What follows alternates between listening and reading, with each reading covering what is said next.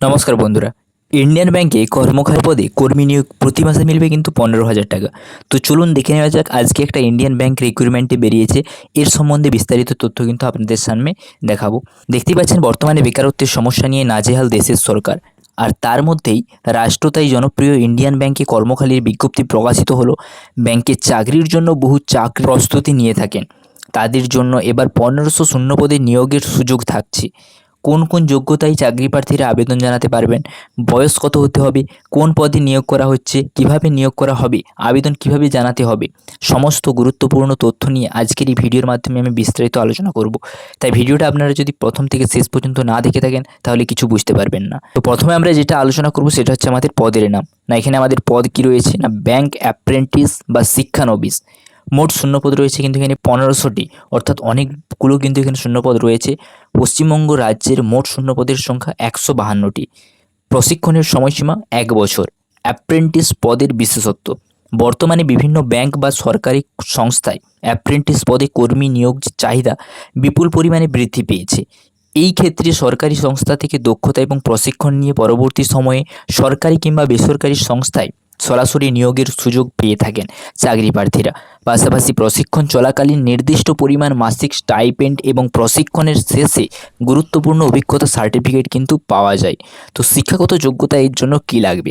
উল্লেখিত পদে চলতি অর্থবর্ষের জন্য চাকরি প্রার্থীদের নিয়োগ করা হচ্ছে। কেন্দ্রীয় সরকারের শিক্ষানবিশ আইন মেনেই এই নিয়োগটি করা হবে। এসএসসি ইন্ডিয়ান ব্যাংকের তরফ থেকে যে কোনো স্বীকৃত বিশ্ববিদ্যালয় থেকে গ্র্যাজুয়েট চাকরি প্রার্থীরাই কিন্তু আবেদনের সুযোগ পাচ্ছেন এখানে। পেশাদারি কোর্সের পাশাপাশি সাধারণ গ্র্যাজুয়েটরাও এই পদের জন্য আবেদন জানাতে পারবেন। বয়সসীমা কত হতে হবে? 20 থেকে সর্বোচ্চ 28 বছরের মধ্যে কিন্তু চাকরির বয়সসীমা হতে হবে এই ইন্ডিয়ান ব্যাংকের অ্যাপ্রেন্টিস পদে আবেদন জানানোর জন্য। মাসিক স্টাইপেন্ড কত দেওয়া হবে না, অ্যাপ্রেন্টিস পদে কর্মী হিসাবে নিযুক্ত হলে প্রতি মাসে নির্দিষ্ট পরিমাণ স্টাইপেন্ড বা বৃত্তি পাওয়া যায়।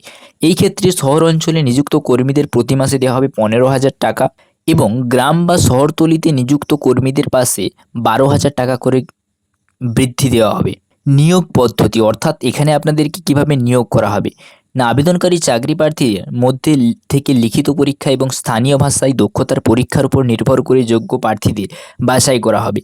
প্রাথমিকভাবে লিখিত পরীক্ষার উত্তীর্ণ হলে চাকরি প্রার্থীদের একটি তালিকা প্রকাশ করবে ইন্ডিয়ান ব্যাংক।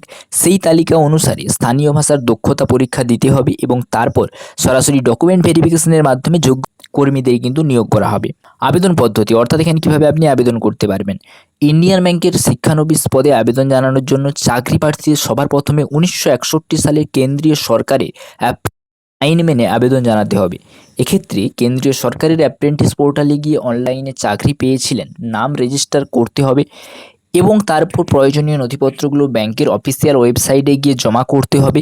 প্রতিটি চাকরি প্রার্থী আগামী 7ই আগস্ট পর্যন্ত আবেদন কিন্তু জানাতে পারবেন। তো বন্ধুরা, আপনারা বুঝতে পারলেন যে ইন্ডিয়ান ব্যাংকের তরফ থেকে কিন্তু কর্মী নিয়োগ করা হচ্ছে। 1500টা কিন্তু শূন্যপদ রয়েছে, যেখানে কিন্তু আমাদের পশ্চিমবঙ্গের মধ্যে রয়েছে মোট 152টি শূন্যপদ।